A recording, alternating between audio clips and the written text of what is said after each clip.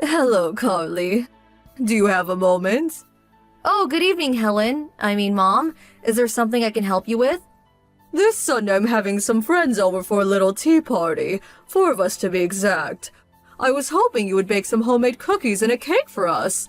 And, of course, I will want you to help out serving and whatnot. I'm so sorry. I'm busy on that day. Huh? You can't get over here? I already made plans on that day. A bit hard for me to make it over there. Oh, really? I provided this opportunity for my daughter-in-law to showcase her cooking skills. Thought it would be a great way to leave a good impression on my friends. I went out of my way to provide you with this opportunity and you reject it? That's why everyone says you're inconsiderate daughter-in-law. You seem to be the only one calling me an inconsiderate daughter-in-law. How could you say such a disrespectful thing to your mother-in-law? I also experienced being a daughter-in-law, therefore I know when you're being inconsiderate, even if no one else is saying it. If I'm saying you're inconsiderate daughter-in-law, well, it's the same as if everyone is saying it. I see. I'm giving you a chance here to redeem yourself, make a good impression. I simply cannot believe your behavior.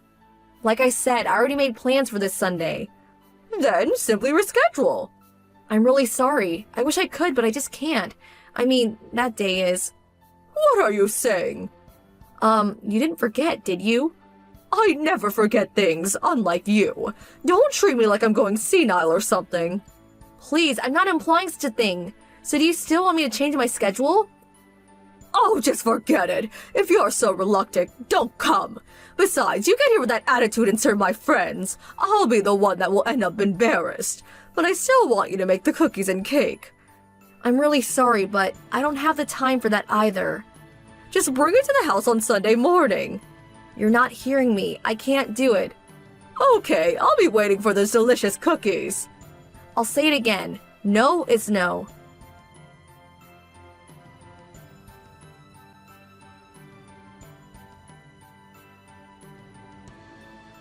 Helen, Mom, can we talk? It seems you entered the house while Frank and I were out.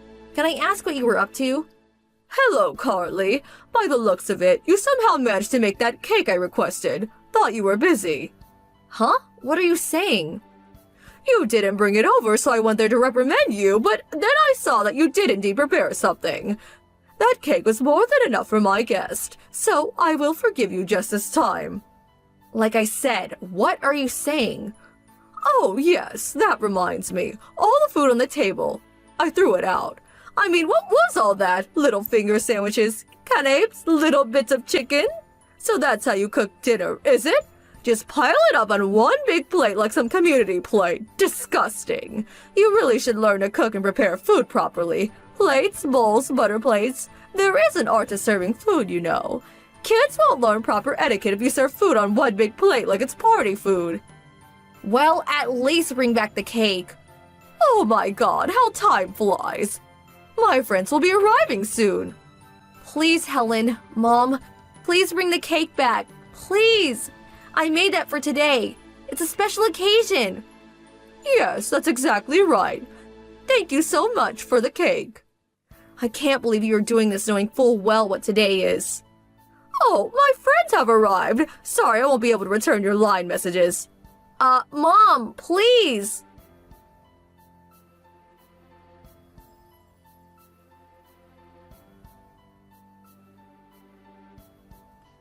Carly, what was all that today? How dare you come to my place and shout into the intercom? If you want that cake so bad, go buy one down the street. All my friends were shocked. You yelling for your cake back. I was so humiliated. Answer me. Say something. The messages alerts were getting on my nerves, so it's you. Mom, what do you want now? Getting on your nerves, huh? You locked the door, ignored my pleas, and enjoyed the cake with your friends. Well, you seem to have a problem with your attitude. That's not my problem. What did you just say? How dare you talk to your mother-in-law like that? My son will hear of this. Helen, you know perfectly well what day today is. And you do this? So you hate your daughter-in-law, but do you also hate your grandson? Huh?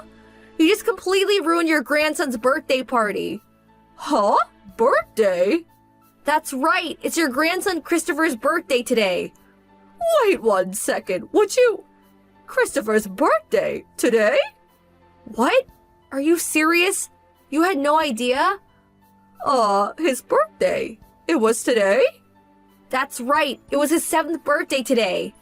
Happy birthday was written on the cake, or did you not see that? I didn't notice it. Huh? But you said you never forget such things. What was that all about? I thought you were talking about your little get-together with friends. Huh? Seriously? You know, you meet once a month, right? That was when he was in kindergarten. I don't meet with those moms anymore. Besides, I told you about Christopher's birthday party many times. I told you that I was inviting friends and Christopher's kindergarten friends today. I also said not to make any last-minute requests because I was busy preparing for the party. Really? I don't really recall. Your husband was there too, so I'm sure he remembers. Oh, I see. Well, then, why didn't you mention it when I was talking about having that tea party with my friends? If you had just simply mentioned that, well, we wouldn't be in this mess. Every time I try to tell you something, you always cut me off. You get upset for interrupting. Then you turn around and spread rumors about me, making me look like some kind of monster. What?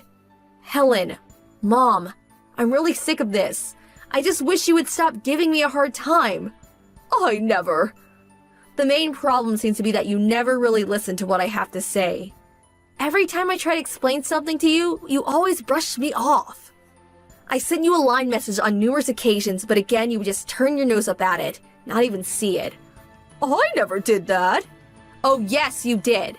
In fact, about 6 months ago, I told you in advance that we would be gone for 2 days to visit my folks, but you, as always, ignored your message and came right over. Thinking we were there, you started shouting in the intercom and ringing the doorbell over and over again. You made such a racket that the neighbors got worried and called my folks. I was so humiliated.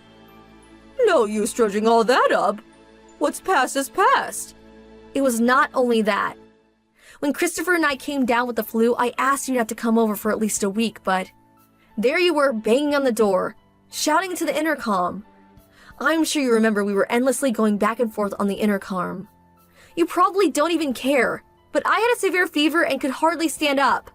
What's more, Christopher had finally fallen asleep after tossing and turning all night. Because of your non-stop bell ringing and door banging, Christopher was in bad shape. If your husband hadn't come and got you, Christopher's fever would have worsened. I can never forgive you for that. Well, that was because... And there's one more thing I want to add.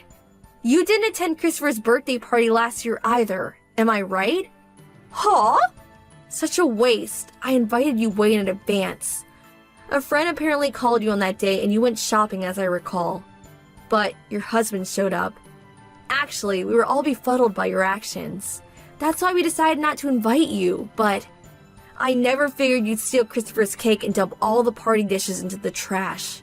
Unbelievable. I simply just forgot. You can't fault me for being a little careless. But I have to say, this really takes the cake, literally. Huh? You don't seem to repent. Think about what you did.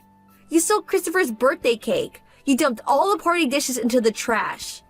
As a result, we had to cancel the entire party and send everyone home.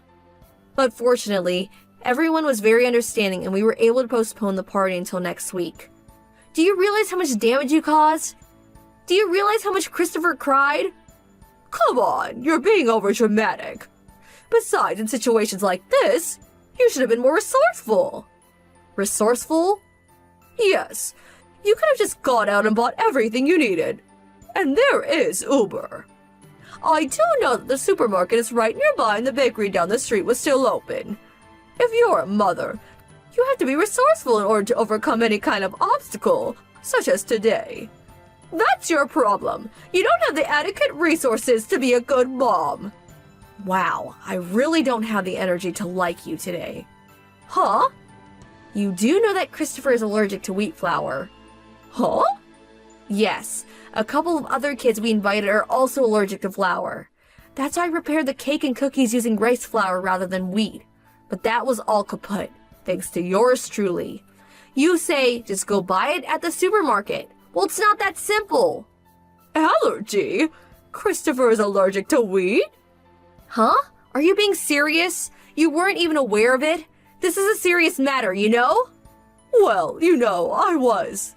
So whenever Christopher went to visit your house, he never ate any wheat-related foods. What did you think?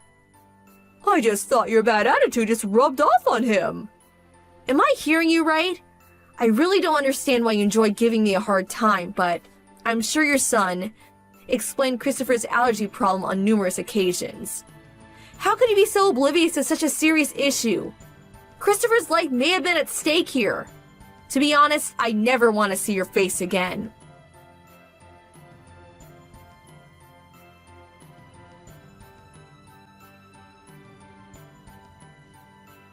My husband was also following this conversation. He was so angry that he stormed over there and gave my mother-in-law a real dressing down. And she finally confessed to all the pestering and the atrocities treatment of me. It turns out she took credit for making the cake, and as for me, of course, she depicted me as some kind of monster that never cooked or took care of the family, much less her child. But fortunately, such lies don't get very far. People who know me quickly refuted such blatant lies. She couldn't handle all the whispering and rumors about her that she decided to move away, to a relative's place way out in the country. And her husband seemed to come to his wits' end too. This incident seemed to be the last straw for him. Apparently, he finally submitted papers for divorce.